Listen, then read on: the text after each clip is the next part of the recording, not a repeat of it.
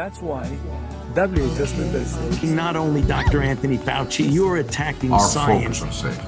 We just shoot them right into the vein. economic benefit. Kroonisesti akuutti. Tervetuloa taas Kroonisesti akuuttiin ja täällä asiantuntijavieraanamme Tamara Tuuminen. Ja nyt maailma syöttää meille jälleen uusia pelkoja ja asioita, mihin juuri sinä voit kuolla. Mikäs tällä kertaa on kyseessä? Joo, no terve kaikille ja kiitos edellisestä tykkäyksestä ja kommenteista. Olemme hyvin iloisia, että meillä on kontakti teihin ja edelleen mulla on sama pyyntö. Levittäkää, tykätkää ja auta meitä viestittämään ihmiselle oikeasti, että elämme niin hauskoja aikoja. Kyllä, näiden asioiden pitää levitä niin kuin virus sille ihmiseltä toiselle tartuntana. Just näin, just näin. Ja tavoite, jos aikaisemmin meillä oli noin 7000 avausta, siis ponnistamme, tehdään 70 000 avausta, että se todella leviää kulon valkea, tämä meidän sanoma, meidän virus. Kyllä, täällä on, ja nythän meillä on tämmöistä liikkeellä kuin hantavirus. Mm-hmm. Sieltä se tulee. Ja täällä on, ja mä nyt ihan ensimmäiseksi ohjeeksi niin kun laittaisin, täällä on niin kuin hyvä ohje, että kuinka suojautua hantavirukselta. Just, aivan. Joo. Mutta kuitenkaan se ei nyt koske tätä ohjelmaa, koska me puhumme tästä asiaa. No myös asiaa, mutta tämä on aika hauska, että aina joku eläin on tässä viallinen, että from the bat to the rat. Kyllä, joo. Tässä välillä apinat oli viallisia, että aina joku eläin on syypää. Kyllä.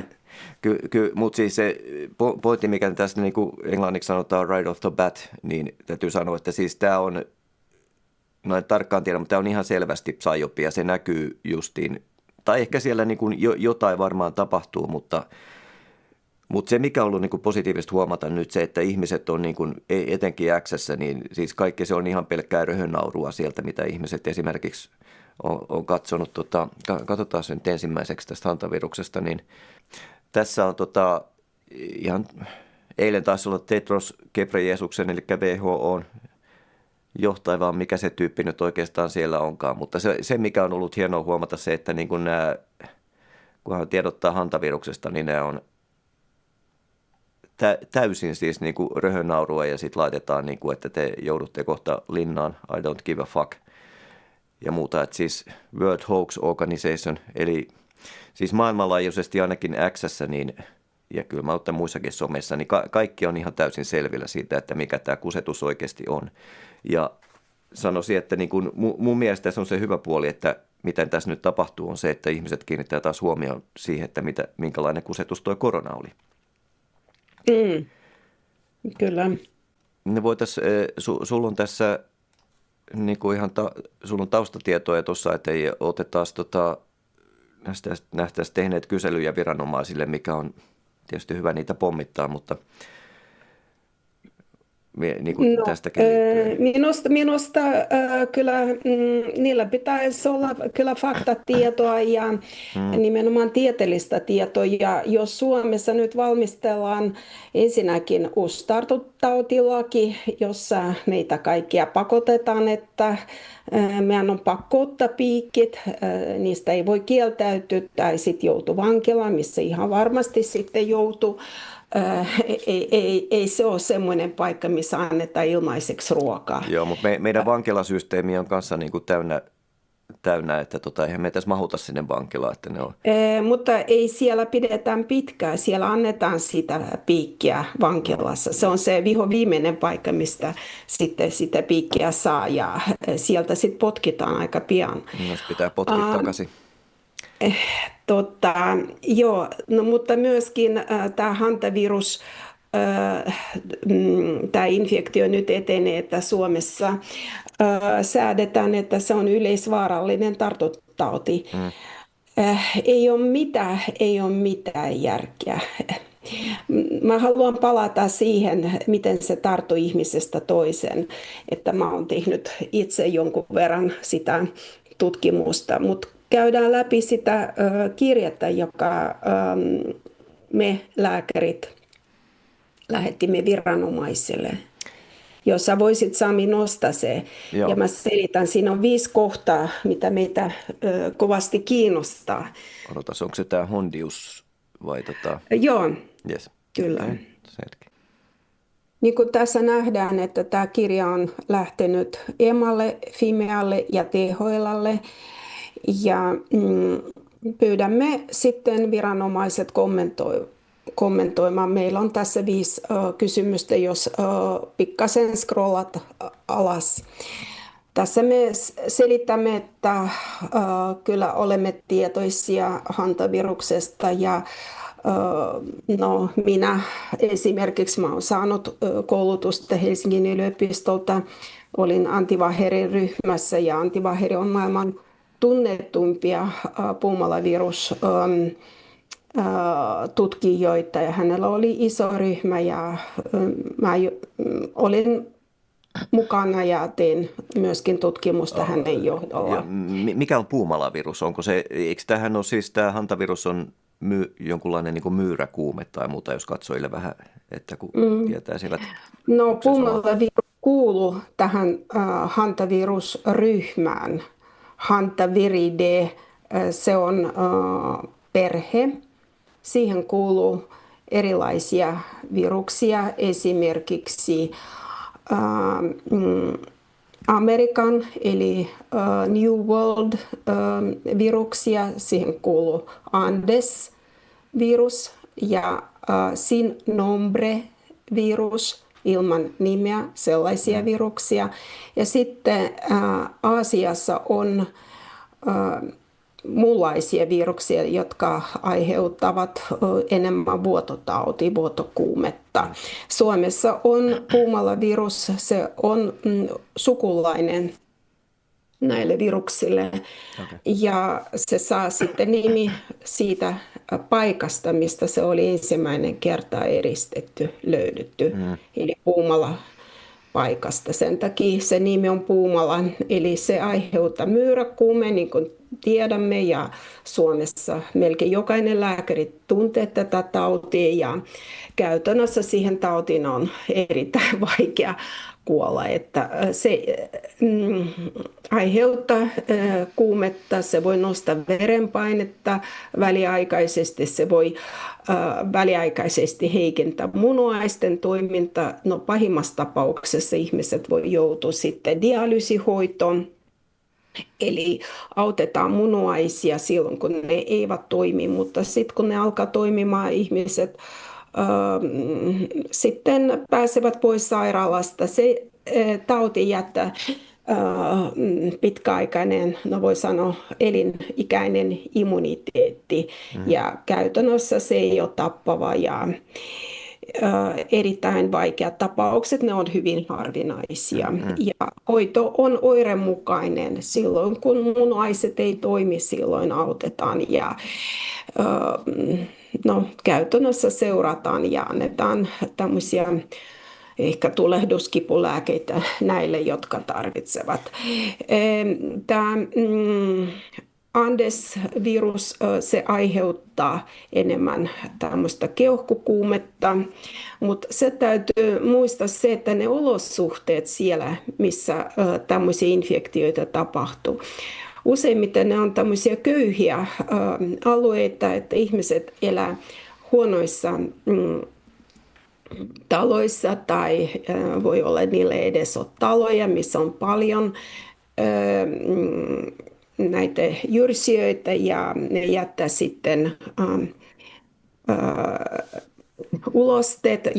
ulosteet kuivuu ja sitten ne menee aerosoli ja ihmiset hengittävät sisään. No, Suomessa saadaan se infektio useimmiten Tietysti voi saada kesälläkin, talvella tuskin harvemmin, mutta keväällä enemmän, kun ihmiset menee siivoamaan niitä vanhoja varastoja, missä peltomyyrät ovat asuneet yli talven. Niin, no tämähän on semmoinen, mikä niin kuin ihmiset yleensä ymmärtääkin, että jos sä hiirien kakkoja haistelet ja muuta, että se ei ole välttämättä terveellistä. Mutta mitä sä ajattelet siitä, että tässä kun on tämä suuri tarina, että on tämä kauhujen laiva, jossa nämä muutamat tiedemiehet ovat olleet ja sitten saaneet sen jostain, niin miten niin kuin uskottavalta se sulle tuntuu, että tämä nyt yhtäkkiä juuri näin lähtisi liikkeelle? Ei kuulosta ollenkaan uskottavalta. Ensinnäkin se pitää ihmetellä sitä laivaa, minkälainen hygienia.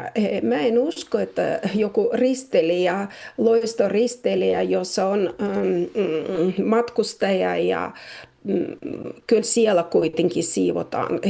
Hirveän vaikea kuvitella, että ne saa sitten infektio siellä laivalla. Yksi vaihtoehto, että se voi olla tämmöinen, voi sanoa, biologinen terrorismi, että joku on laitanut jotakin, siinä on tämä ventilaatiojärjestelmä on yhteinen, että jos ne hengittää jotakin sen järjestelmän kautta, sitä me emme tiedä, mutta tämä vähän niin kuin kuulostaa vähän samanlaiselta, mitä oli koronan kanssa. Jos muistat, silloin oli joku risteilijä ja ihmiset ovat suljetussa tilassa ja sitten ne rupeaa saamaan tartunnan toinen toisesta ja sitten alkaa se kauheasti. Kyllä tämä niin kuin näyttää nyt, ja niin paljon ihmiset sitä jo alkaa huomaakin, että tässä on niin kuin jotain, onko siellä risteilijällä, niin onko siellä oikeasti ihmisiä edes niin kuin sairastunut ja kuollut. Sitäkään ei välttämättä nyt voi enää tietää. Että tämä vaikuttaa hyvin epäilyttävältä ja se on just todella hyvä, että ihmiset alkaa tajuta, miten epäilyttävää tämä on. Ja samahan se on. Ja sitten nämä kaikki hazmat-puvut ja siellä niin kuin netissä ihmiset huomaa kuvia, että osa tyypeistä menee näissä suojapuvuissa ja vieressä on sitten poliisia, jolla ei ole suojapukuja ja muuta. Että se on niin kuin hyvin oudon näköistä. Kyllä. Ja se on sama libretto, mitä on jo käytetty kerran, mutta vielä huonompi sovellus. X:ssä tunnistettiin nopeasti korona-ajan kriisinäyttelijä nimeltä Jake Rosmarin. Sama mies makasi sairaalasängyssä ja kehotti kauniita tyttöjä ottamaan boosterin. Girls get vaccinated. Gorgeous vaccinated girls get boosted. And gorgeous boosted girls get boosted again, if you're eligible. I am currently on board the MV Hondius. Ja nyt Jake Rosmarin on ainoa ihminen, joka tekee kauhujen hantaviruslaivalta sydämeen sattuvan videon. Kysyin kehonkielen ekspertti Saara Huhtasaarelta ammattilausuntoa Jake Rosmarinin esityksestä, ja näin on, että Jouko Turkan teatterikoulua ei ole käyty. All we want right now is to feel safe, to have clarity, and to get home. So if you're seeing coverage about this, just remember that there are real people behind it, and that this isn't something happening somewhere far away. Eli se on hirveän vaikea kuvitella, että joku loistoristeilijäs on niin jyrsijöiden kakalla kontaminoitu, että siellä ihmiset rupeaa saamaan siitä infektiota. Se ei kuulosta uskottavalta. Ainoastaan se, mitä mulle tuli mieleen, voisiko siinä olla joku tämmöinen terroristinen hyökkäys, jotain on laitettu, ei välttämättä virusta. Siinä voi olla joku muu myrky tai siinä voi olla ehkä siitä ei kannata hirveästi nyt spekuloida, koska meillä ei ole tietoa. Joo, mutta me voidaan spekuloida tässä loppupuolella, mutta haluatko katsoa vielä tämän kirjeen? Mä haluan selittää, minkälaisia kysymyksiä, jos sä näytät ensimmäinen kysymys. Joo, kiitos. peruskysymys tässä on, miten tämä tauti on diagnosoitu. Jos on taas joku PCR-tekniikka, mikä periaatteessa ei voi käyttää primääridiagnostikassa, siinä pitää olla jotain muuta menetelmää, pitää olla myöskin serologia, pitää olla mieluiten viruseristys, pitää olla immunofluorescenssimenetelmä. On niitä virologisia menetelmiä useita monenlaisia. Siis meitä kiinnostaa, mikä on se menetelmä, millä tämä tauti oli diagnosoitu, jos on PCR. Onko tämä in-house-menetelmä tai onko se joku kaupallinen menetelmä ja löytyykö joku referenssi, että me voidaan tutkia tämän menetelmän teknisiä ominaisuuksia. Tämä on ensimmäinen kysymys. Toinen kysymys, no tässä me kysyttiin sitten muista menetelmistä. Kolmas kysymys, kun siellä todettiin, että ihmiset ovat kuolleet, onko lääketieteellinen ruumiin avaus tehty, koska jos ne on kuollut esimerkiksi tuohon Andes-virusinfektion keuhkokuumeeseen, kyllä sieltä pitää saada sitten patologian raportti.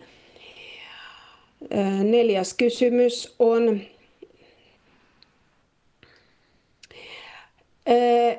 tämä on se kaikista myöskin tärkeä kysymys diagnostiikan rinnan. Mitä on viruksella tapahtunut? Miten voi olla, että virus tarttuu ihmisestä toiseen? Jos katsoo sitten vanhoja oppikirjoja, siis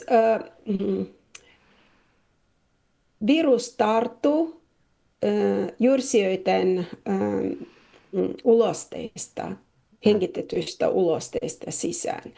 Jos virus tarttuu ihmisestä toisiin, onko siinä tapahtunut jotain ihmeellinen mutaatio, tai onko se kenties joku kimeravirus, joka on kasvatettu laboratoriossa ja sillä on annettu uusia ominaisuuksia, gain of function virus. Sitä me haluamme tietää, miksi he väittävät, että siinä on person-to-person transmission. Ja tämä on se asia, mihin mä haluan vielä tässä keskustelussa palata, koska mua rupeaa kiinnostamaan, löytyykö jotain tutkittua tietoa, että se on vuoren varma asia, että virus oikeasti voi mennä toisesta henkilöstä toisen. Palaamme vielä siihen. No ja sitten tämä viides kysymys on hyvin omituinen. Täytyy sanoa, että ihmiset kyllä ovat löytäneet, mä kyllä katson tämä lista, mutta mä en ole kiinnittänyt huomiota silloin, kun mä katson Pfizerin lista, missä on kerätty kaikki mahdolliset haitat COVID-rokotuksen jälkeen. Miksi siinä on mainittu hantaviruskeuhkoinfektio? Mitä tekemistä siinä on? Eli siihen halutaan viranomaiselta selkokielinen vastaus. Näytä sitten se alemmaksi, jos menet vielä scrollat alas. Joo, tämä on se, mitä on poimittu. Niinpä siellä on, joo. Joo, mä huomasin kanssa, että Accessa monet oli huomannut, että tämähän on niin kuin, toi näyttää siltä, että toi koronarokote voi aiheuttaa ihan kaikkea mahdollista. Joo, mutta mikä on se mekanismi, millä logiikalla? Tämä on täysin niin kuin hämärää. Ja tähän kysymykseen haemme vastauksia viranomaisilta. Minun mielestäni uskotko saavasi vastauksia viranomaisilta?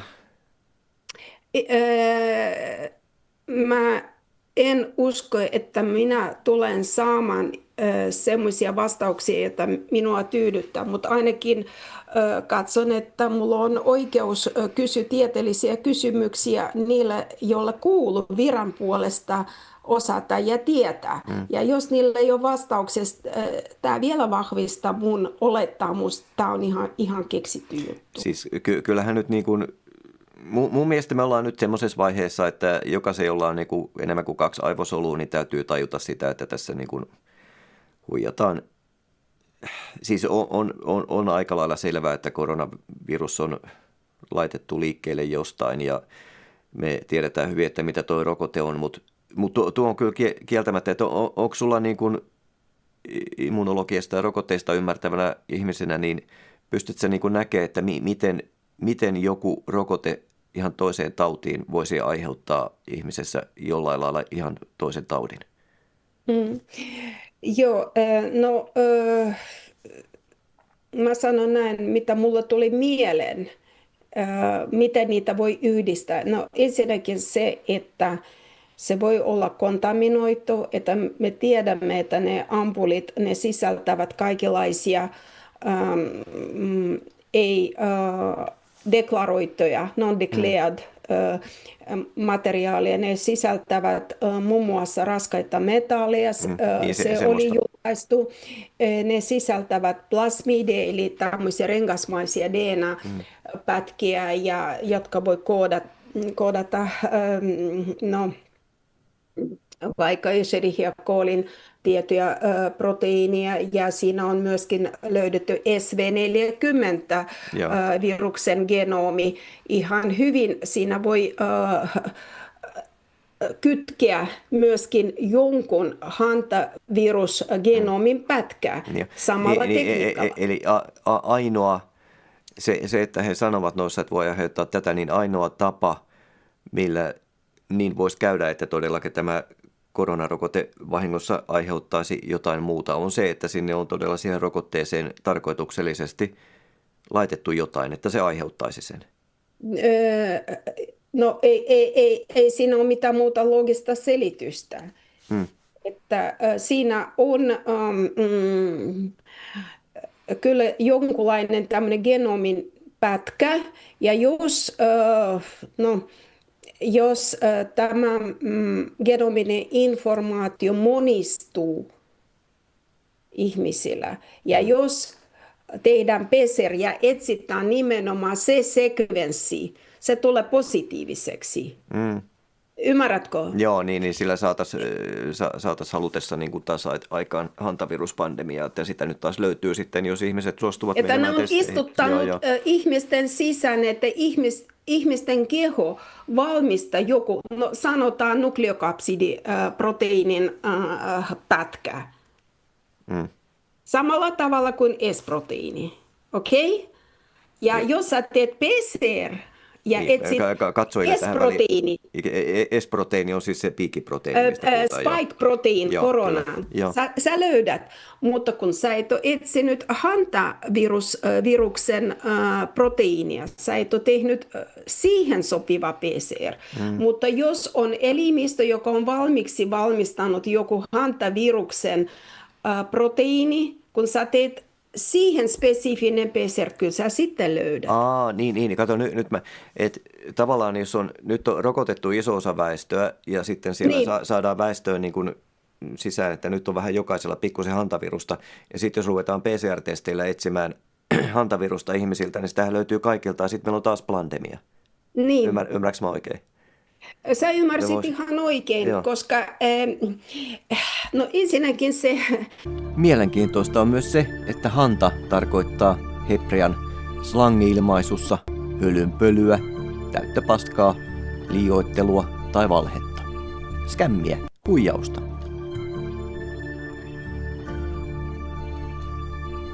Tässä niin kuin näyttää, että voisi olla hyvin hyvä liiketoimintamalli, että tehdään niin kuin yksi pandemia liikkeelle ja sitten rokotetaan ihmisiä sillä, josta sitten laitetaan, niin kuin, että siellä on valtavasti erilaisia siemeniä, että siis ei välttämättä vahingoita ihmisiä, mutta että sitten kun halutaan tämä pandemia, johon meillä on jo tämä rokote valmiina, niin sitten me saadaan taas pandemia liikkeelle, koska kaikissa ihmisissä on jo valmiina sitä, sitten kun ruvetaan testaamaan sitä, ja sitten kun vielä laitetaan mediamylläkkä päälle, että kaikki alkaa pelkäämään, niin sitten saadaan ihan niin kuin mikä tahansa, että taas kilisee miljardit tilille.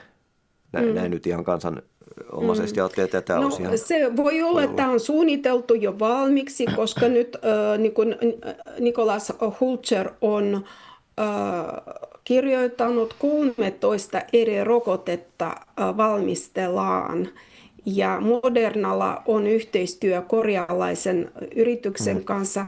Ne on tekemässä taas mRNA-rokote hantavirusta vastaan.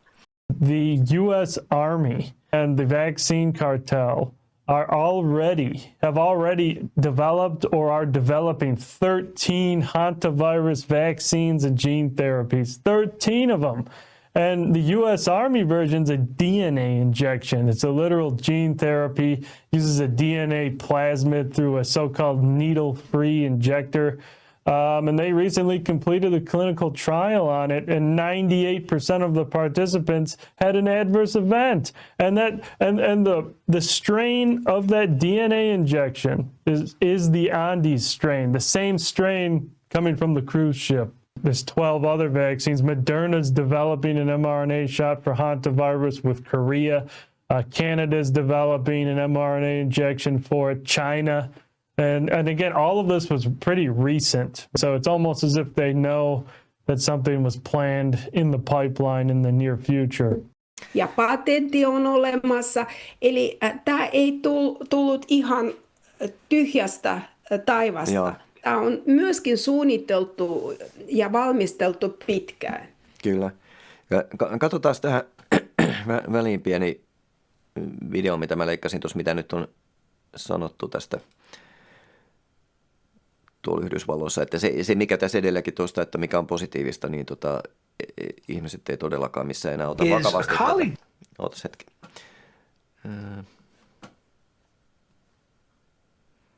Tässä on ensimmäiseksi, nyt muistetaan Pierre Kory, joka oli yksi näitä lääkäreitä, joka koronan alkuaikoina niin ivermektiinistä ja muusta rupesi puhumaan. Ja sitten on muutamia muita lausuntoja tähän liittyen. A colleague told me that there was like 100,000 articles written around the world on hantavirus in the last couple of days. And that's not typical for a hantavirus outbreak. Certainly there's always attention and people get scared, but that's the other thing with COVID. It was COVID 24/7. And then when you said in your intro about how it seems to be driven by influencers, I'm sorry if I'm getting too I don't know. I actually never want to use the word tin hat because I'm not a tin hat, but these patterns are anomalous. Why, with just this little outbreak of a few cases, suddenly it's consuming the world's media cycle? Will your team travel to Moscow, Mr. President? Consider leaving the World Health Organization because of the outbreak of hantavirus? No, we seem to have things under very good control. They know that virus very well. It's been around a long time. Not easily transferable, unlike COVID, but we'll see. We're studying it very closely. We have very good people studying it very closely. In touch with the WHO, we're in touch with the international health organizations, including the one in Spain, and we have been providing technical assistance to all of those organizations all the way through.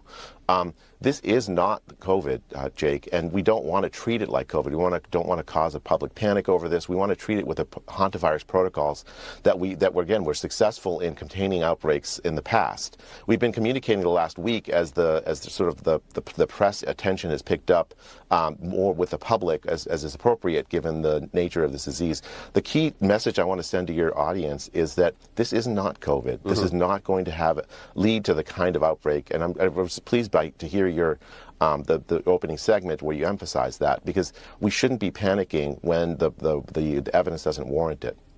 Hantavirukseen ei usko kukaan. Netti täyttyy pilkkaavista meemeistä, joissa koronasyyllisiä vaaditaan tilille. Ja nyt myös Trump alkaa puhua rokotteista yleensä.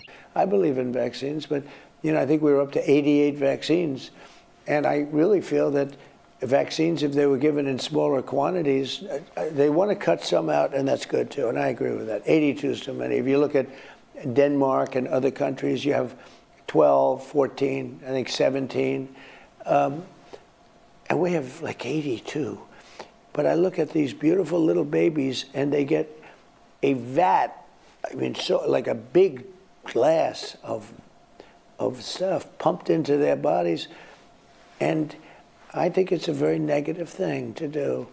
No niin, ei tarvitse olla lääkäri, riitä ihan tavallinen, tavallinen ihminen, joka ymmärtää, että tämä on ihan käsittämätöntä. Joo, mä nyt menen hetkeksi tähän niin kuin foliospekuloinnin puolelle, koska tässä maailmassa tapahtuu, tässä on nyt useimmissa videoissa niin osannut, tässä maailmassa on todellakin käynnissä tällä hetkellä niin kuin kahden osapuolen kamppailuja, ja siis kumpikin todella tekee tämmöisiä niin kuin operaatioita. Ja mä väittäisin, että tässä on kyse siis, kaikessa on kyse siitä, että mihin ihmisten huomiota ohjataan, että ne on niin kuin lammaslammat, meppäs tonne, kato tätä, kato tota, että siis tapahtuu niin monia asioita yhtä aikaa. Ja mä uskoisin kanssa, että se mitä 2020, niin tämä koronapandemia, yksi tärkeä syy siihen laittaa liikkeelle oli se estää Trumpin hallinnon toimia.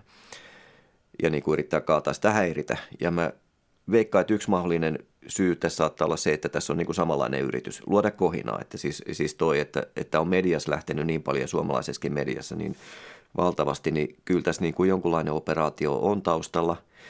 Mutta sitten mulla on myös toinen versio tästä, mikä saattaa myös pitää paikkansa, että tämä on, siis kun tässä maailmassa todella on niin sanotusti hyvekset ja pahikset on valkohatut ja mustahatut, mä oon näissä videoissani käyttänyt tätä, niin tässä saattaa olla myös kyse siitä, että tässä on laitettu liikkeelle tämä juttu sen takia, että ihmisten huomio alkaisi keskittyä tähän niin kuin ylipäänsä siihen, että tämä lääketeollisuus on tämmöistä tosiaan tehdään, että gain of function ja kaikki nämä. Tämä on niin törkeästi esille tuotu juttu, tämä on niin selvä huijaus, että mä pitäisin mahdollisena myös sitä, että tämä on niin kuin ikään kuin tämän hyvispuolen jollain tavalla syöttämä juttu, että ehkä sinne laivalle on laitettu, WHO on tavallaan pakko tarttua siihen ja sitten media lähtee siihen apua juttuun. Ja se kaikki alkaa näyttää ihmiselle niin sekopäiseltä, niin selvältä, niin alkaa tämä on miettiä groteskia. Joo, niin se ihmiset alkaa miettiä myös sitä, koska he ovat unohtaneet jo koronan, niin ihmiset alkaa miettiä myös sitä, että oliko se nyt sitten todellakin laboratoriosta ja muuta. Tätä mä veikkaisin, että tässä tapahtuu jommin kummin. Mahdollisesti. Tämä ei kestä minkälaista tieteellistä kritiikkiä. Ja jos ajatellaan sitä todella, minkälaiset motiivit voi olla WHOlla. No ensinnäkin se, että WHOlla on 18-27. toukokuuta on 79. assemblea. Eli kokous. Ja siellä heidän pitää keskustella ja hyväksyä. Heillä on hirveä kiire ja hätä. Pitää hyväksyä pandemiasopimus, pandemic treaty. Se on periaatteessa hyväksytty viime vuonna, mutta se ei voi astua voimaan ennen kuin se on ratifioitu. Ja jotta se olisi ratifioitu, siihen pitää hyväksyä kaikki liitteet, eli annex. Ja tärkeä annex, josta maat eivät pääse yhteisymmärrykseen, se englannin kielellä se on lyhennetty PABS, P-A-B-C. Mitä se tarkoittaa? Pathogen Assess Benefit Sharing. Joo, ja katsoin, että tämä PAPS on niin kuin se kansainvälinen järjestelmä, korjaa mua, jos on jollain lailla väärässä, jolla tätä gain of function tutkimusta tehdään eri puolilla. Ja mulla on semmoinen tunne, että siinä on varmaan niin paljon taas yhtiöitä ja rahaa kiinni ja muuta, että siitä ei niin kuin haluta päästää irti. Plus sitten on niin kuin kaikenlaisia muita motiiveja siellä taustalla, joka yksi on siis kehittää näitä viruksia ja luoda pandemioita ja niitä varten rokotteita. Se on varmaan niin kuin yhtä aikaa tämmöinen toivottu ihmismassojen hallintakeino ja sitten myöskin valtava rahasampo. Sä oot ihan oikein tätä asiaa tulkinut.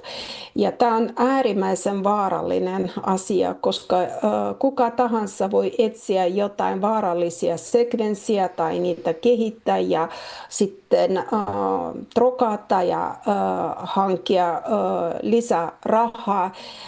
Ja koko valtion budjetti, siis nyt revitään meidän budjetti ihan kappaleeksi. Osa menee EUn tukemisen, osa menee sitten niin sanotusti puolustusvoimille, että koko ajan lietsotaan tätä sotauhka. Ja sitten biologinen uhka. Eli käytännössä valtiolle ei tule jäämään rahaa meidän normaalin toimintaan, koulutuksen ja terveydenhuolton, siltojen rakentamiseen ja niin poispäin. Sehän se on tarkoituskin. Tässähän on tarkoitus globaalissa mittakaavassa, en tiedä miten pitkälle Suomessa tajutaan sitä, meidän poliitikot ei todennäköisesti paljon tajua mistään mitään, mutta kaiken tämä tarkoitus on pikkuhiljaa murentaa läntistä yhteiskuntaa, hajottaa sitä ja luoda kaosta ja pelkoa ja muuta. Sehän on ihan selvää, jos sä vähän niin kuin uskallat katsoa kokonaisuutta. Joo, eli nyt WHO:lla todennäköisesti on erittäin suuri tarve prässätä valtioita, että nyt on pakko hyväksyä ja meidän täytyy toimia yhdessä ilman meitä. Me emme voi hallita niitä kamalia epidemioita, jotka kaikki me kuolemme, jos me emme ollaan solidaarisia keskenään. Tämä retoriikka on ollut todella pitkä ja raju. Eli heillä on kiirettä.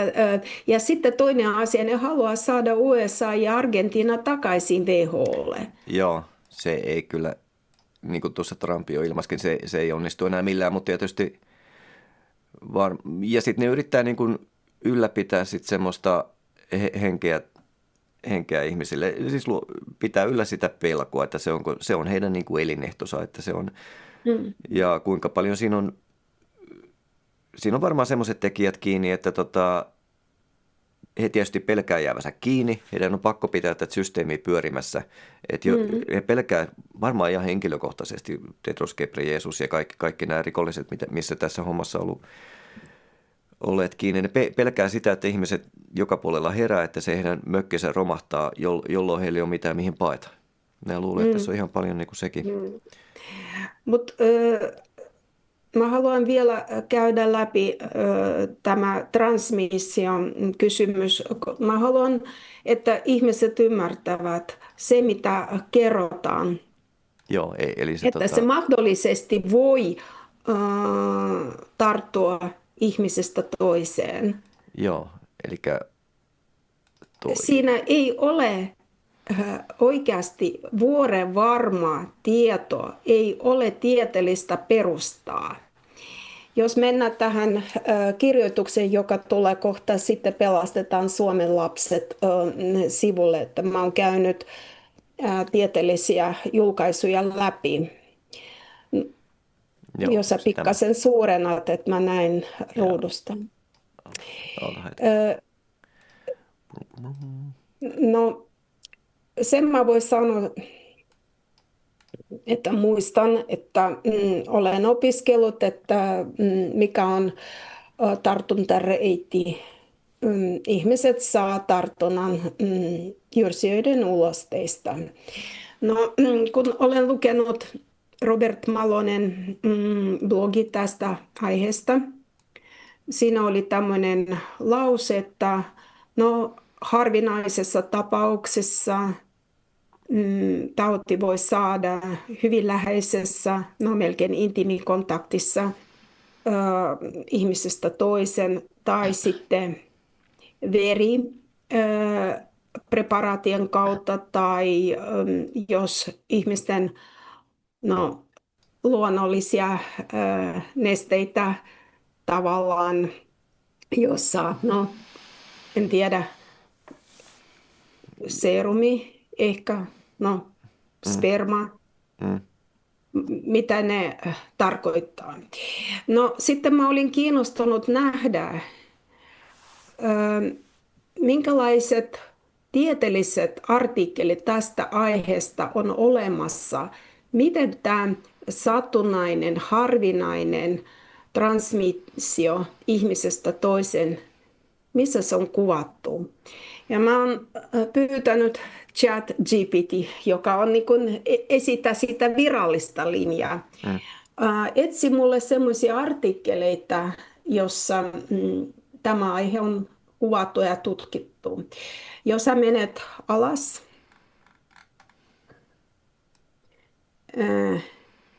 no niin, stop. No, tässä CDC-raportti vuodesta 2005. Eli sen perusteella ihmiset tekevät tämmöisiä johtopäätöksiä, että näin se voi tapahtua, satunnaisia ihmisestä toiseen transmissioita. Ja mä oon lukenut tämä artikkeli. Ja se, mikä siinä oli mielenkiintoista, eli ne tekijät, ne kävi 4 eri klustereita. No, klusteri tarkoittaa tämmöisiä pieniä ihmisryhmiä, missä ne yrittivät todistaa, että näin se on tapahtunut. No, ensimmäinen klusteri oli isä ja poika. Isä on matkustanut toiselle alueelle, mikä on Argentiinassa oli endeminen, missä on tämmöisiä, no en sanoisi myyriä, mutta hiiriä ehkä. Siellä on toisenlaisia jyrsijöitä, että jokainen jyrsiä-laji voi kantaa eri virukset. Eli hän on saanut sieltä sitten infektion. Hän tuli kotiin alueelle, missä ei todennäköisesti ole tämmöisiä infektioita. Poika on ollut samassa sängyssä sen isän kanssa. Anteeksi. Ja poika on sairastunut ja kuollut. Siihen perustuu, että tässä on sitten evidenssiä, että on tartunut ihmisestä toiseen. Jotta näin voi väittää, kyllä se täytyy tutkia se ympäristö, koska ei sitä voi sulkea pois. Ja se, että on sama sekvenssi tai sekvenssipätkä identtinen, se ei kuitenkaan ole osoitettu, että virus on päässyt isältä pojalle, joka on nukkunut. Sairaan isän kanssa. Eli jos se on mahdollista, se kontakti pitää olla erittäin läheinen. No sitten siinä oli 2 muuta klusteria. No siinä ei ole mitään järkeä. Eli toinen oli perhe ja toinen oli joku yhteisö ja ne on asunut asuntovaunussa, joka voi olla hyvinkin kontaminoitu näiden hiirien ekskrementeille. Eli tämä ei kuvasta sitä ihmisten välinen transmissiota. Joo, ja sitten tulee niin kuin mieleen myös se, että jos ajatellaan vaikka jotain Intiaa ja muuta, että jos se tapahtuisi noin helposti, niin meillä olisi tämmöistä tautia kyllä niin kuin ihan koko ajan joka puolella. Ja kuinka helppo onkaan niin kuin tuommoinen tieteellinen artikkeli saada aikaa, että sun ei tarvitse kuin siellä alkupäässä järjestää jotain että tämmöistä, kunhan sä saat niin kuin, että musta on vähän sama kuin mediakin laitetaan, että siis tuohon tieteelliseen yhteisöön voidaan laittaa tarinoita liikkeelle, että sun ei tarvitse hirveästi siellä alkupäässä väärentää, sitten saadaan se paperiaika, joka media toistaa ja sitten saadaan aikaa tämmöistä kohua. Se on totta. Kun luetaan tieteellisiä artikkeleita, täytyy kyllä hyvin tarkasti katsoa se study design, mitä se on suunniteltu, kuka on rahoittanut tämä tutkimus. Ja joskus kirjoitetaan ihan eri tavalla, mitä ne tulokset oikeasti osoittaa. Eli täytyy sanoa, se tieteellisen artikkelin ymmärtäminen, kyllä se vaatii ensinnäkin paljon aikaa ja toiseksi myöskin kyllä se tarvitsee kokemusta ja osaamista. No ja kyllä me tiedämme sen, että CDC:n raportteihin ei hirveästi voi luottaa, koska tämä on kaapattu regulatorinen body, eli heidän rahoitus perustuu siihen, mitä ne saa teollisuudesta. No, jos ei mennä niin yksityiskohtiin tähän ensimmäisen CDC-raportin, jos joku haluaa, se voi lukea ihan itse. Siellä on linkki ja sitten mun yhteenveto. Sitten siellä oli toinen CDC-raportti, joka on tehty vuonna 2014. No, myös erittäin kyseenalainen data ja yhteenveto, että tässä on evidenssi, että se voi tarttua ihmisistä toiseen. Mutta näytä sitten se viimeinen tässä kirjoituksessa. Stop. Tämä on tärkeää. Jos katsotaan sitten, tämä on Journal of Infectious Diseases ja se on ITSAn oma virallinen lehti ja ITSA on Infection Disease Society of America. Eli se on todella arvostettu lehti ja se on amerikkalaisten niin kuin infektiyhdistys, näin voisi sanoa.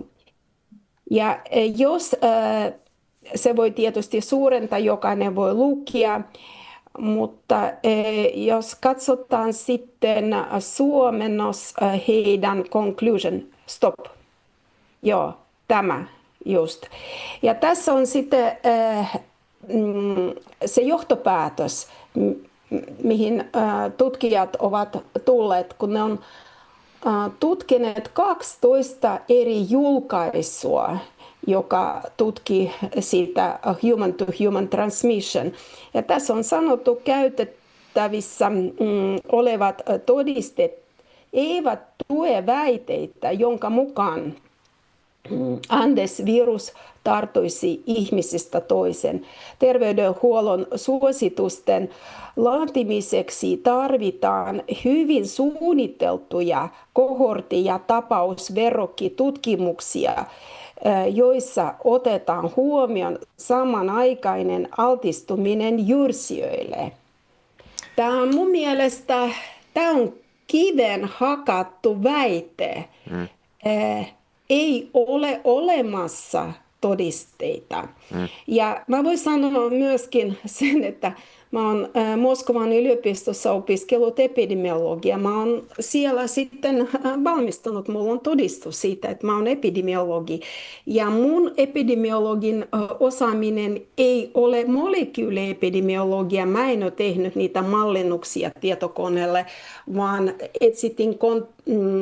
tehtiin kontaktiselvityksiä, etsitin ne ketjut, miten infektiot voi tarttua ihmisistä toiseen. Ja kun mä oon tätä lukenut, samana päivänä mä huomasin, että Peter McCullough myös julkaisi oma mielipide. Ja hän on epidemiologi. Ihan samat asiat hän painotti, jotta me voidaan väittää, että transmissio tapahtuu ihmisistä toisiin. Meidän on pakko tutkia ympäristö ja sulkea pois, että se infektio ei tapahdu hengittämällä näitä epäpuhtauksia ilmasta. Miten mahdollisena, tai oletko löytänyt tässä tietoa, että tässä olisi tehty jotain samaa niin kuin koronaviruksen kanssa, sen piikeproteiinin kanssa, että koska sitä modifoitiin niin, että se tarttuisi paremmin ihmiseen? Että saattaisiko tämän kanssa olla tehty jotain samanlaista? Siis epidemiologi. Siis että voisiko tämän hantaviruksen kanssa niin nyt olla tehty jotain samanlaista kuin koronaviruksen kanssa tehtiin sen piikkiproteiinin kanssa, että koska siinähän siis kun oli tämä furin cleavage site, niin sitähän muokattiin tarttumaan paremmin ihmiseen. Mä en pysty ollenkaan, mulla ei ole tietoa. Mä en osaa. Kyllä teoriassa se on mahdollista, koska amerikkalaisilla on 300 tämmöisiä laboratorioita, joissa tehdään erilaisia gain of function, niin sanotusti gain of function tutkimuksia, että käytännössä mikä tahansa virusta voi modifioida, voi kytkeä vääränlaisia geeniä. Se on vain mielikuvituksen puute, mitä kaikkea voi tehdä. Mutta mun sanoma tässä on, se on hirveän tärkeä, koska tämä on keskeinen asia. Kaikista keskeisin asia. Voiko tarttua ihmisestä toisen tai ei voi? No me tiedämme, että SARS-virus, se on respiratorivirus. Siitä ei ole kysymys, että kyllä se voi tarttua ihmisestä toisen. Mutta hantavirus, voiko tarttua ihmisestä toisiin? Ja mun väittämä, tämä ei ole todistettu. Ja kun se ei ole todistettu, se täytyy unohtaa. Niin se on naurattavaa. Tämä koko jupakka, joka on rakennettu tämän asian ympärillä. Joo, ja siis ajatellaan, että nyt kumminkin tuossa oli Sanni Grahn-Laasonen puhui, että tästä voisi tulla yleisvaarallinen tartuntatauti. Mutta ne on rakentamassa. Niin. Ne on rakentamassa ja mä sain tänään viesti, että Taneli Puumalainen on myöskin esittänyt, ja hän on muuten lasten infektiolääkäri, että ihmettelen, miten hän voi mennä tuohon mukaan. Jos Sanni Grahn-Laasonen, hän ei ole lääkäri, mä en tiedä mikä koulutus hänellä on, mutta pitäisi jonkun verran kuitenkin ymmärtää, että jotta voisi julistaa joku tauti yleisvaaralliseksi, siinä pitää olla hyvin suuri tarttuvuus ihmisestä toisen. Ja tämä ei täytä tätä kriteeriä, mutta mä en ymmärrä lasten infektiolääkäri, mitä hän voi mennä tähän samaan. Siis ainoa, mitä tässä niin kuin voi ymmärtää, on sen, että tässä yritetään luoda pandemia. Kyllä. Jotain ei hyviä tarkoitusperiä, se alkaa musta olla jo ihan selvillä. Ja mun mielestä me ollaan jo niin kuin siinä tilanteessa, että ihmisten pitäisi ruveta nyt niin kuin ymmärtämään se, että Suomessa on iso liuta poliitikkoja, toimittajia, päätoimittajia ja muita ja terveysviranomaisia, jotka ovat jo vuosien aikana siis käytännössä tehneet rikoksia. Ja koronaa ajatellen niin oikeastaan osallistuneet Mä haluan sanoa kansanmurhaan. tähän yksi asia. Englanniksi sanotaan, cheat me once, shame on you. Cheat me twice, shame on me. Eli jos ihmisiä voi petkuttaa yhden kerran, se on sen henkilön vika, joka tekee joka valehtelee toisille. Mutta jos tekee 2 kertaa samanlaista, sitten ihminen on varmasti tyhmä, ei ymmärrä, ei osaa tehdä johtopäätöksiä ensimmäisestä tapahtumasta. Siis tämähän on hirvittävää henkistä väkivaltaa, mitä on ihmisille tehty jo pitkään ympäri maailmaa. Se on terrorismia, se on henkinen terrorismia, kyllä. Katsotaanpas siitä tähän ihan yksi esimerkki. Tämä on niin kuin, siis tähän tämä on johtanut, tämä on joku amerikkalainen liberaalinainen. Really give a shit about hantavirus. You don't give a shit about the ongoing pandemic. You don't give a shit that over 21 million people have died from COVID, which is a low estimate, and that long COVID is the #1 chronic illness in kids. There's mass disability. There's people having organ function failure. There's people who cannot get safe access to medical care, who have been denied access to medical care, to life-saving surgeries, because once you go into a hospital, even in the ICU, we already know the spread of COVID and respiratory viruses is so high, and medical institutions and providers will argue with us for a basic access support like an N95 mask to save our lives. So no, all you guys give a shit about is that you might have to miss your fancy summer vacations, you might have to miss your parties, you might have to miss things that many of us have been doing for over 6 years now. Yes, many of us have been isolating, have been wearing N95 masks, and have been forever forced out of isolation, out of community, out of schools. Joo, siis tämähän tässä on siis, kyllä Suomessakin näkyy vielä ihmisiä, jotka kulkee maski päällä, mutta nämä on, tähän tässä on yksi metsässä. Joo, yksi huolestuttava puoli, että meidän pitäisi, siis jos me oltaisiin terveysmaailmassa nyt, niin kun meillä olisi oikeita terveysviranomaisia, niin perustettaisiin jonkunlainen kampanja siihen, että mentäisiin nyt näitä ihmisten luo ja sun ei tarvitse pitää sitä maskia. Sitten selitetään rauhallisesti, että Nämä on vähän niin kuin niitä japanilaisia sotilaat toisen maailmansodan jälkeen, jotka niin kuin jäi jonnekin saarille jatkamaan sitä. Ja tämä on siis valtava mielenterveysongelma, mutta näille ihmisillähän tämmöinen pandemialaitto, niin, koska ihmiset muutenkin näkee, että täällä tapahtuu niin hirveätä maailmassa, niin sitten kun tulee uusi tämä kriisitilanne, että nyt mä saan kontrollin kaikesta, kun nyt laitetaan taas maski päälle ja sitten mä pääsen komentelemaan muita ja muuta, niin sillä periaatteellahan nämä pandemiat toimii ja siis tämä juttu toimii, että me mennään just heikoimman ihmisen mukaan koko ajan, koska et kai sinä nyt olisi se paha ihminen, joka niin kuin mahdollistaa sen, että hän saattaisi saada taudin. Niin, ja se on se niin kuin ihan siis saatanallinen henkinen väkivalta, mitä tässä tehdään niin kuin WHO:n puolesta. Ja ihmisten todella pitäisi tajuta se, että siellä on siis äärimmäisen, tämä on ihan hirvittävän pahaa, mitä tästä tehdään. Onko tautia tai ei, mutta siis se, että luodaan tätä pelkoa, niin se on. Niin. Ja katsotaan vielä perään, niin Mä tähän haluan vielä sanoa sen, että kyllä mä ymmärrän esimerkiksi, jos on sellaisia potilaita, joilla on tehty elinsiirto tai kantasolusiirto. Kyllä ne on hyvin herkkiä, koska niiden immuunijärjestelmä on dumpattu, jotta se ei hyökää sitä siirrännäistä vastaan. Ja näitä ihmisiä pitää kyllä suojella, mutta se on pieni fraktio koko yhteiskunnasta, tämmöisiä ihmisiä.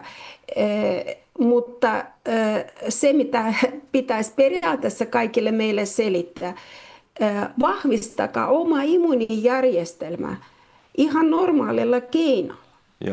Syömällä D-vitamiinia riittävästi, sinkkiä ja seleniä ja magnesiumia, liikkumalla ja pitämällä hauska, nukkumalla riittävästi. Kyllä se siitä.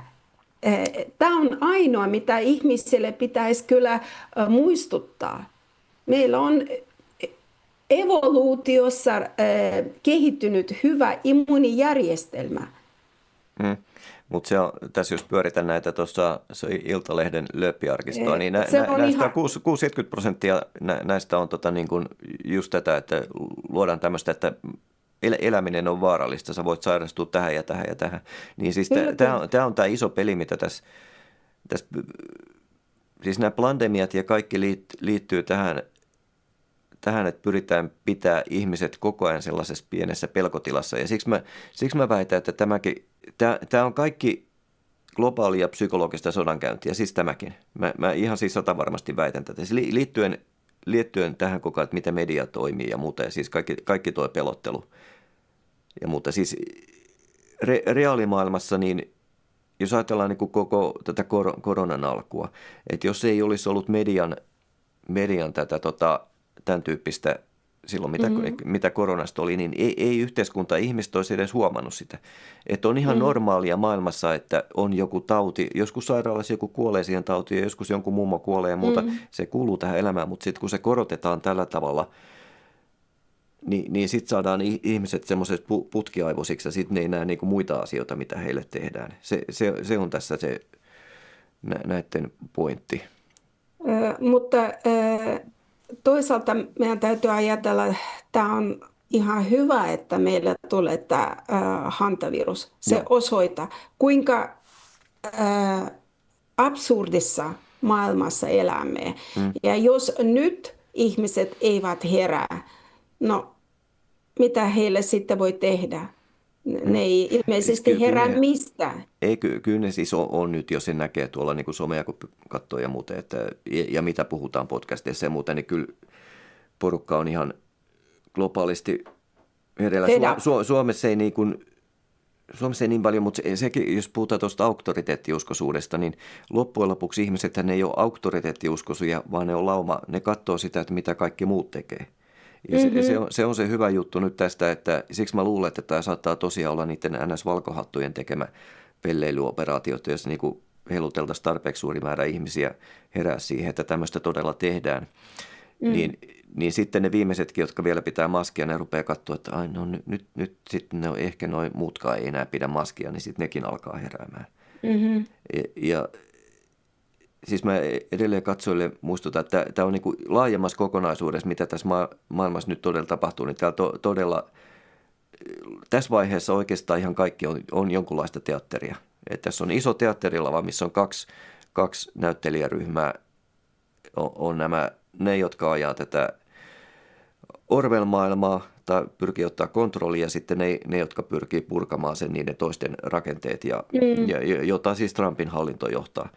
Ja se on hyvin moniulotteista ja monimutkaista peliä, ja siis tämäkin todennäköisesti liittyy siihen.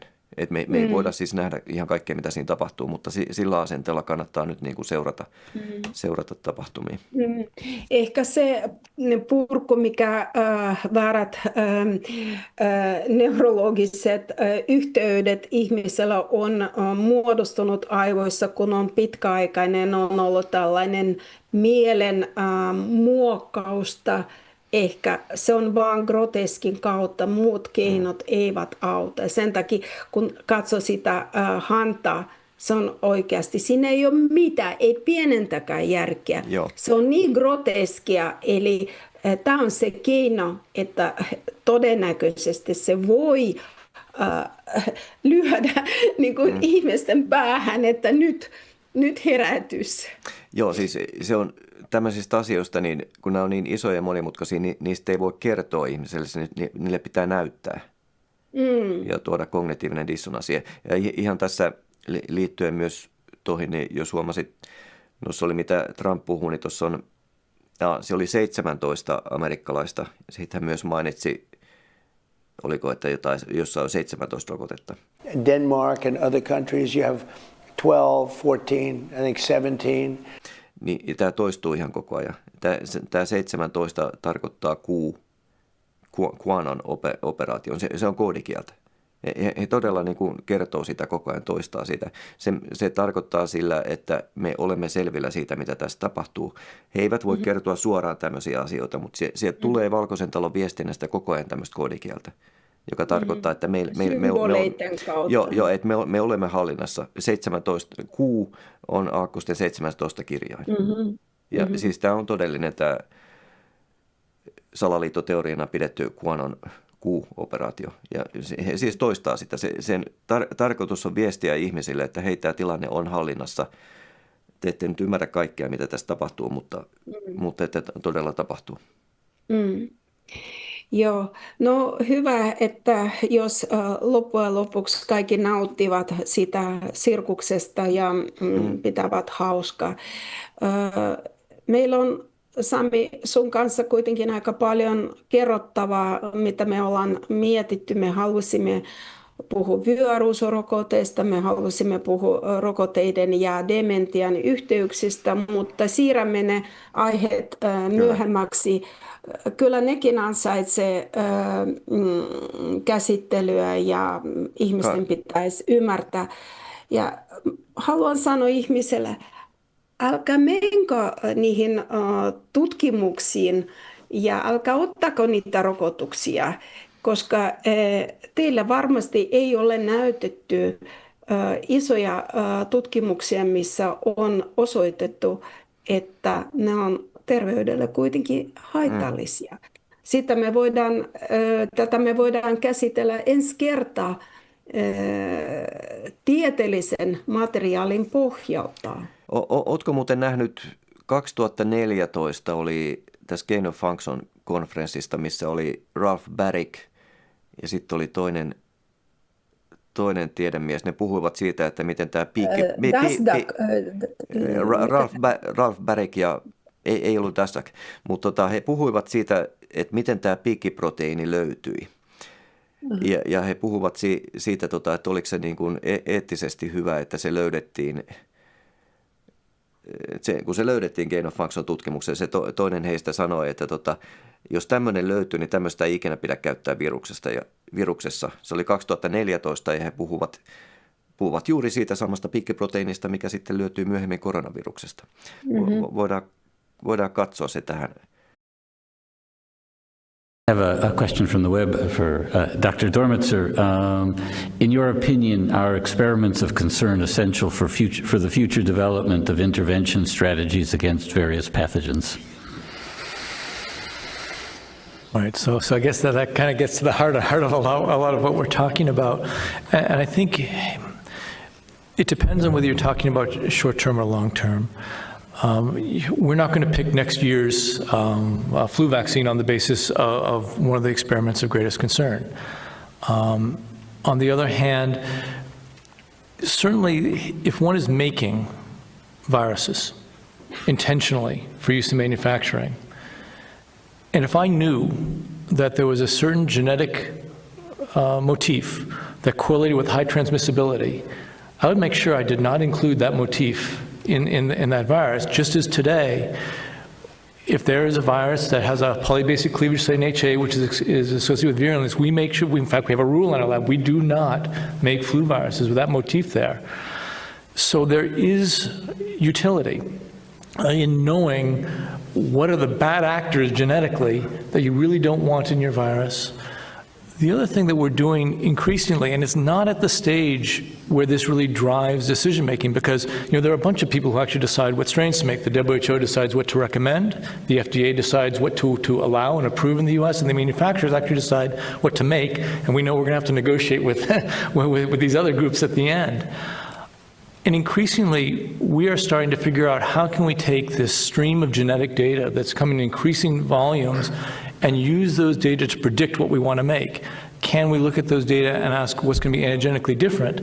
And if we knew that there were certain genetic features and we had enough knowledge so that we could even take into account genetic background and say, this is just showing up in one person in some part of the world, but based on that signature, that's one to look at.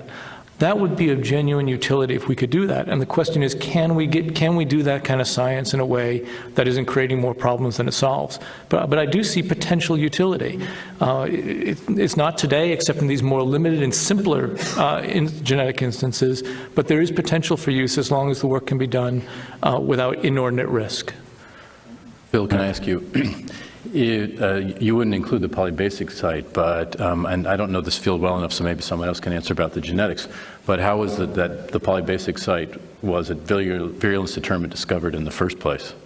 Was it by reverse genetic studies that introduced it in different backgrounds? And if that's the case, then that argues you don't include it because you know it's bad because the experiments were done to prove that it was bad. No, right, it's increasing virulence. It's a good point. I think there were probably three things, and there may be others who can correct me if I get this wrong, but initially there was correlation with clinical observation initially in birds, that these polybasic cleavage sites were correlated with high virulence in birds. Second, there was a plausible mechanism that cleavage meant that the virus came out of the cell ready to infect another cell rather than having to be cleaved by an external protease, which wasn't present in all tissues of the body, so there was biological plausibility. And yes, then there were certainly loss of function experiments when you could attenuate. And I want to make sure I get this right. I think at some point there have been gain of function experiments. Perhaps some of the other flu virologists here could correct me if I'm wrong, if those have ever been done. But I would imagine once they knocked it out, they probably restored virulence at some point, because normally when you do a knockout, you want to then put the factor back in to make sure you got it right. So my point is we oftentimes know it's dangerous because we discovered it. It wasn't revealed truth. It was experimentally determined. Yes. Yeah. Mutta yksi asia, mikä pitäisi sanoa, ei tarvitse pelätä niitä virusinfektioita, koska me tiedämme, että on olemassa keinot. Me voimme hoitaa ihmisiä. Esimerkiksi jos palaamme niihin niin sanotusti repurposed drugs, eli lääket, jotka on otettu uudelleen käyttöön, kuten ivermektiiniä ja hydroksiklorokiinia. Nyt on löydetty niillä semmoisia ominaisuuksia, että niitä voi käyttää monessa RNA-tyyppisissä virusinfektioissa, koska ne lääket, ne ei ole virusspesifisiä lääkkeitä, vaan ne on elimistön spesifisiä, eli ne katkaisee niiden viruksien monistumista elimistössä, eli ne vaikuttaa nimenomaan sen prosessin, kun luetaan informaatio RNAsta ja rakennetaan virukselle tyypillisiä proteiineja. Näillä lääkkeillä me voidaan katkaista ja tietoa on valtavasti. Ei sitä kukaan voi poistaa. Eli mun sanoma ihmisille, ei kannata pelätä, koska on olemassa ensinnäkin keinot vahvistaa immuunijärjestelmää ja toiseksi, jos ihminen sairastuu, on olemassa keinot hoitaa. Ja jos ihminen haluaa olla hyvin tarkka ja estää virusinfektioita, kyllä se normaali nenähuuhtelu ja kurlaus, jos menee johonkin paikan, siellä on paljon ihmisiä liikkuu, jos ei halua saada mitään infektioita. Ihan normaali käytäntö, joka ei maksa paljon, joka on turvallinen. Mulla ei mitään sitä vastaan, jos ihmiset käyttävät niitä keinoja.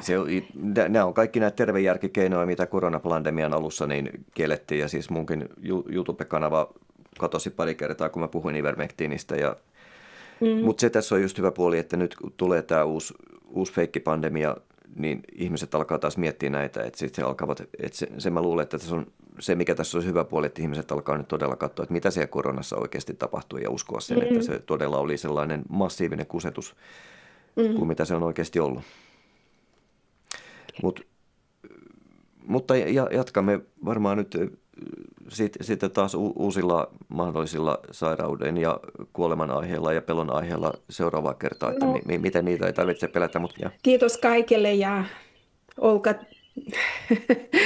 optimistisia. Joo, ei siis, tässä on hyvinkin paljon nyt syytä olla optimistinen. Ja jakakaa meidän tietoa ja meidän täytyy kyllä saada se koko kansa mukaan tähän liikkeeseen. Pitää näyttää oikeasti, me ollaan ihmisiä, ei meitä voi huijata näin. Se on totta, näin me sitten yritetään tehdä sellaisia, että me olisi ihmisiä, mutta hyvä. No niin. Kiitos, hei. Hei. That's why WHO's members Not only Dr. Anthony Fauci, you're attacking Our science. focus on safety. We just shoot them right into the vein. economic benefit. Kroonisesti akuutti.